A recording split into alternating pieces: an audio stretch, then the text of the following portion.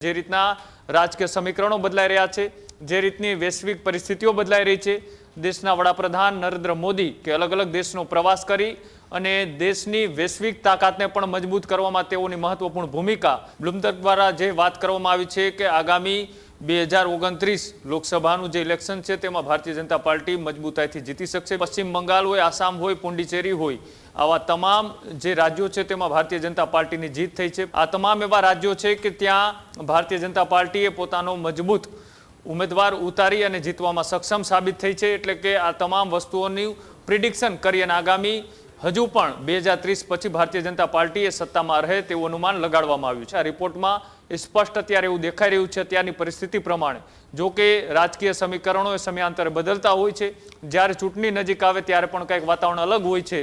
અત્યારનું જે વાતાવરણ છે એ વાતાવરણ એવું સ્પષ્ટ કરી રહ્યું છે કે 2030ની અંદર પણ ભારતીય જનતા પાર્ટી દેશનું શાસન સંભાળતી હશે। વડાપ્રધાન નરેન્દ્ર મોદી માટે 2030 પછી પણ સત્તા જાળવવાનો માર્ગ સરળ બનશે તેવું આ રિપોર્ટમાં સ્પષ્ટ દેખાઈ રહ્યું છે। દેશની અંદર સૌથી મોટી પાર્ટી એ ગણાતી હોય તો એ ભારતીય જનતા પાર્ટી છે। અનેક રાજ્યોમાં ભારતીય જનતા પાર્ટીનું કમળ ખીલેલું દેખાતું હોય છે। આખો વિડીયો જોતા પહેલા હજુ પણ અમારી ચેનલને સબસ્ક્રાઇબ નથી કરી તો યુટ્યુબ પર સબસ્ક્રાઇબ કરો અને ફેસબુક અને ઇન્સ્ટાગ્રામ પર ફોલો કરો।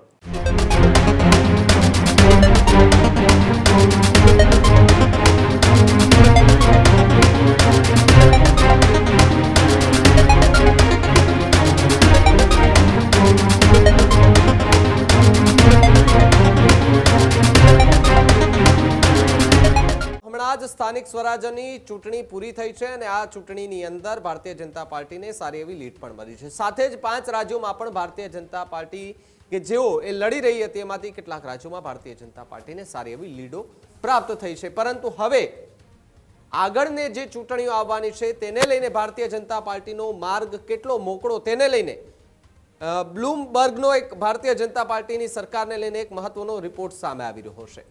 વડાપ્રધાન નરેન્દ્ર મોદી માટે 2030 પછી પણ સત્તા જાળવવાનો માર્ગ સરળ બનશે તેવું આ રિપોર્ટમાં સ્પષ્ટ દેખાઈ રહ્યું છે। 2029ની લોકસભા ચૂંટણીમાં ભારતીય જનતા પાર્ટીને બહુમતી મળી શકે તેવી વાત આમાં જોવા મળી રહી છે।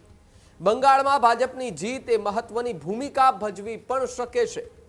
કેરળ, તમિલનાડુમાં મોટા નેતાઓની હારથી રાજકીય પકડ જે છે તે મજબૂત થાય તેવી સંભાવનાઓ છે। જ્યારે આગામી 10 વર્ષ સુધી દેશમાં સત્તા પર ટકી રહેશે તેવો રિપોર્ટની અંદર એ પ્રમાણે એક દાવો કરાયો છે। જો કે દેશની અંદર સૌથી મોટી પાર્ટી એ ગણાતી હોય તો એ ભારતીય જનતા પાર્ટી છે। અનેક રાજ્યોમાં ભારતીય જનતા પાર્ટીનું કમળ ખીલેલું દેખાતું હોય છે। હમણાં જ આપણે તાજેતરમાં જે જોયું 5 રાજ્યોની ચૂંટણીમાં 2 રાજ્યો એવા કે એને છોડીને 3 જેટલા રાજ્યો ગણીને ચાલ્યો તો ત્યાં ભારતીય જનતા પાર્ટીએ પોતાની સરકાર બનાવી છે। એમાંથી મુખ્યત્વે જો સૌ કોઈની નજર હોય તો એ પશ્ચિમ બંગાળની ચૂંટણી પર હતી, કારણ કે ત્યાં મમતા બેનર્જીનો એ ગઢ એ તોડવો ખૂબ મુશ્કેલ હતો અને એ ગઢની અંદર ભારતીય જનતા પાર્ટીએ લગાતાર મહેનત કરી અને મમતા બેનર્જી એટલે કે ટીએમસીનો જે ગઢ હતો એ તોડી અને ત્યાં કમળ જે છે તે ખીલાવી દીધું છે। એટલે કે આ ભૂમિકા જે છે એ આવનારા સમયમાં ભારતીય જનતા પાર્ટી માટે સારી સાબિત થાય તેવી વાત જોવા મળી રહી છે। અને બ્લૂમબર્ગ છે તેમનો આ રિપોર્ટ જે આવ્યો છે તેની અંદર આગામી સમયમાં એટલે કે હજુ પણ 10 વર્ષ સુધી સત્તાને લઈને આની અંદર એક રિપોર્ટમાં ખુલાસો કરવામાં આવ્યો છે કે ભારતીય જનતા પાર્ટી માટે આગળની જે ચૂંટણીઓ આવી રહી છે તેમાં ખાસ કરીને માર્ગ જે છે તે મોકળો થતો જોવા મળશે। વિપક્ષ જે છે તેની પકડ ક્યાંક ઢીલી છે, એના જ કારણે ભારતીય જનતા પાર્ટીનો માર્ગ એકદમ મોકળો થતો જોવા મળી રહ્યો છે। ત્યારે આ રિપોર્ટની અંદર જે પ્રમાણે કેરળ, તમિલનાડુના મોટા નેતાઓની હારથી રાજકીય પકડ જે છે તે મજબૂત થાય તેવી પૂરેપૂરી સંભાવનાઓ જોવા મળી રહી છે। ત્યારે બંગાળની ભારતીય જનતા પાર્ટીની આ જીત એ મહત્વની ભૂમિકા ભજવી પણ શકે તેવી સંભાવના પૂરેપૂરી જોવા મળી રહી છે। ત્યારે વડાપ્રધાન નરેન્દ્ર મોદી માટે 2030 પછી પણ સત્તા જાળવવાનો માર્ગ સરળ રહેશે તેવી વાત આ રિપોર્ટની અંદર સ્પષ્ટપણે કરવામાં આવી છે। એટલે કે ઘણા લાંબા સમયથી ભારતીય જનતા પાર્ટી એક નાનો છોડ કે જે દેશમાં વાવ્યો હતો આજે એનું વટવૃક્ષ બની ગયું છે। ભારતીય જનતા પાર્ટીના નેતાઓ દેશના ખૂણે ખૂણે જોવા મળી રહ્યા હશે। એમની સત્તાઓ કેટલા એવા વિસ્તારો છે કે જેની ત્યાં વર્ષોથી ભારતીય જનતા પાર્ટી સત્તામાં આવી છે અને ભારતીય જનતા પાર્ટી જ્યાં સત્તામાં આવી છે ત્યાં વર્ષો સુધી એમણે શાસન કર્યું છે।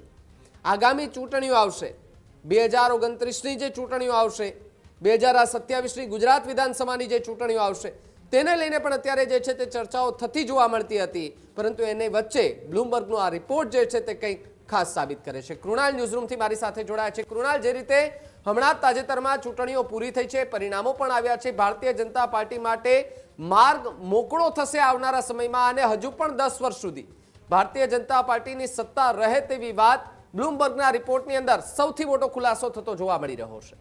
બિલકુલ, પોલિટિકલી રીતના અનેક એજન્સીઓએ પોતાનો ડેટાના આધારે એનાલિસિસ કરતી હોય છે. એ જ રીતના બ્લૂમબર્ગ એક જે વૈશ્વિક સંસ્થા છે તેમના દ્વારા પણ ભારતીય જનતા પાર્ટીને લઈને એક આગાહી કરવામાં આવી છે. જે રીતના એ પ્રિડિક્શનો કરવામાં આવતા હોય છે, એક્ઝિટ પોલના હોય કે પછી રાજકીય પાર્ટીના અસ્તિત્વની વાત હોય, આ તમામ વાતને લઈ ફરી એક વખત ભારતીય જનતા પાર્ટી માટે રસ્તો સાફ થતો દેખાતો હોય તેવું પ્રિડિક્શન બ્લૂમબર્ગ દ્વારા કરવામાં આવ્યું છે. બ્લૂમબર્ગ દ્વારા જે વાત કરવામાં આવી છે કે આગામી 2029 લોકસભાનું જે ઇલેક્શન છે તેમાં ભારતીય જનતા પાર્ટી મજબૂતાઈથી જીતી શકશે. 2030 પછી પણ તેઓનું શાસન એ દેશમાં અકબંધ રહેશે તેવું આ રિપોર્ટની અંદર જણાવવામાં આવ્યું છે.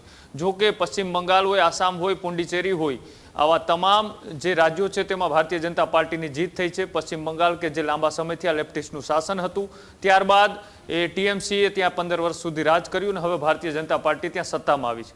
આ તમામ એવા રાજ્યો છે કે ત્યાં ભારતીય જનતા પાર્ટીએ પોતાનો મજબૂત ઉમેદવાર ઉતારી અને જીતવામાં સક્ષમ સાબિત થઈ છે. એટલે કે આ તમામ વસ્તુઓની પ્રિડિક્શન કરી અને આગામી હજુ પણ 2030 પછી ભારતીય જનતા પાર્ટી એ સત્તામાં રહે તેવું અનુમાન લગાડવામાં આવ્યું છે. જો કે ભારતીય જનતા પાર્ટી 2014થી એ દેશમાં સત્તામાં આવે તે પહેલા એ ગુજરાતની અંદર પણ તેઓનું લાંબા સમય સુધીનું શાસન અને ગુજરાતથી તેમનો જે ઉદય થયો હતો અને પશ્ચિમ બંગાળ એ વિસ્તાર કે જ્યાં શ્યામા પ્રસાદ મુખર્જીએ જનસંઘની શરૂઆત કરી, એ વિસ્તારમાં ભારતીય જનતા પાર્ટીએ પાયો નાખવામાં એ ક્યાંક ને ક્યાંક નિષ્ફળ સાબિત થતી હતી હરેક ચૂંટણીમાં. પણ 74 વર્ષ બાદ એ શ્યામા પ્રસાદ મુખર્જીના એ વિચારો છે પશ્ચિમ બંગાળની અંદર ભારતીય જનતા પાર્ટી સ્થાપવામાં સફળ થઈ.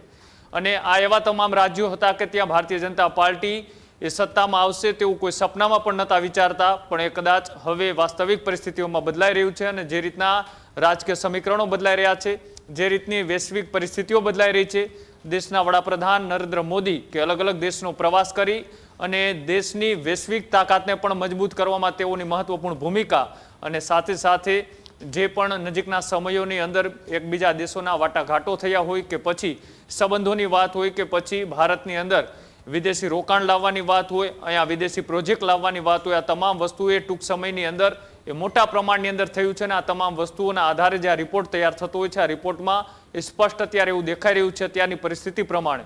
જો કે રાજકીય સમીકરણો એ સમયાંતરે બદલતા હોય છે, જ્યારે ચૂંટણી નજીક આવે ત્યારે પણ કંઈક વાતાવરણ અલગ હોય છે. અત્યારનું જે વાતાવરણ છે એ વાતાવરણ એવું સ્પષ્ટ કરી રહ્યું છે કે 2030ની અંદર પણ ભારતીય જનતા પાર્ટીએ દેશનું શાસન સંભાળતી હશે. પણ આ બ્લૂમબર્ગનો જે રિપોર્ટ છે, આ રિપોર્ટ આધારે એવું કહી શકાય કે જે રીતનું આગામી જે ચૂંટણીઓ નજીકના સમયની અંદર ગઈ અને તેમાં જે પરિણામોની એ અસર છે એ તે દેશભરની અંદર જોવા મળી. એટલે લોકોમાં જે મિજાજ છે, લોકોની અંદર જે વિચારધારા અત્યારે ચાલી રહી છે, વિચારધારા એ મોટા ભાગના લોકોએ ભારતીય જનતા પાર્ટી તરફી હોય તેવું લાગી રહ્યું છે. દેશની 140 કરોડ કરતાં પણ વધારેની આ જનસંખ્યાવાળો આ દેશ અને આ દેશની લોકશાહીની અંદર જે પાર્ટી કે જેઓની શરૂઆત એ ગુજરાતથી થઈ હતી અને ગુજરાત પછી તેઓએ દેશની અંદર શાસનની ધુરા સંભાળી અને હવે આગામી હજી પણ 5 થી 10 વર્ષ સુધી તેઓ સત્તામાં રહે તેવું બ્લૂમબર્ગનો રિપોર્ટ કરી રહ્યો છે. પણ જે રીતના મેં વાત કરી કે સમીકરણો એ સમયાંતરે બદલતા હોય છે, રાજકીય પરિસ્થિતિઓ અને વિસ્તાર વાઇઝની પરિસ્થિતિઓના આધારે રાજકીય સમીકરણો ચૂંટણી સમય બદલતા હોય છે. જોવાનું રહેશે કે આ બ્લૂમબર્ગે જે આગાહી કરી છે, પ્રિડિક્શન કર્યું છે, આ પ્રિડિક્શન એ ખરેખર 2029ની અંદર એ દેખાય છે કે પછી જે રીતના રાજકીય સમીકરણો અને વિપક્ષી પાર્ટીઓ વાતો કરે છે કે 27 અને જે ગુજરાતમાં વિધાનસભાની ચૂંટણી, ત્યારબાદ રાજસ્થાન, મધ્યપ્રદેશ સહિતના રાજ્યોની ચૂંટણી, ખાસ કરીને પંજાબ કે જ્યાં ભારતીય જનતા પાર્ટી ક્યારેય સત્તામાં નથી આવી શકી, આ તમામ રાજ્યો જીતે છે તો પછી તેમની અસર બ્લૂમબર્ગના રિપોર્ટ પ્રમાણે એ દેશ ઉપર પણ જોવા મળી શકે છે. પણ રાજકીય પંડિતો આ આગાહીને ક્યાંક ને ક્યાંક એ સીધી રીતના તેમની સાથે નથી સરખાવી રહ્યા. જોવાનું રહેશે કે લોકસભા 29ની જ્યારે ચૂંટણીના પરિણામ આવે છે અને પરિણામ પછી દેશની રાજકીય સ્થિતિ કેવા પ્રકારની બદલાઈ છે. ભાવિક, બિલકુલ આભાર કૃણાલ, જોડાવા બદલ અને માહિતી બદલ. આ જ પ્રકારની તમામ અપડેટ જોવા માટે ન્યૂઝરૂમ ગુજરાતને લાઇક, શેર અને સબસ્ક્રાઇબ કરવાનું ભૂલતા નહીં.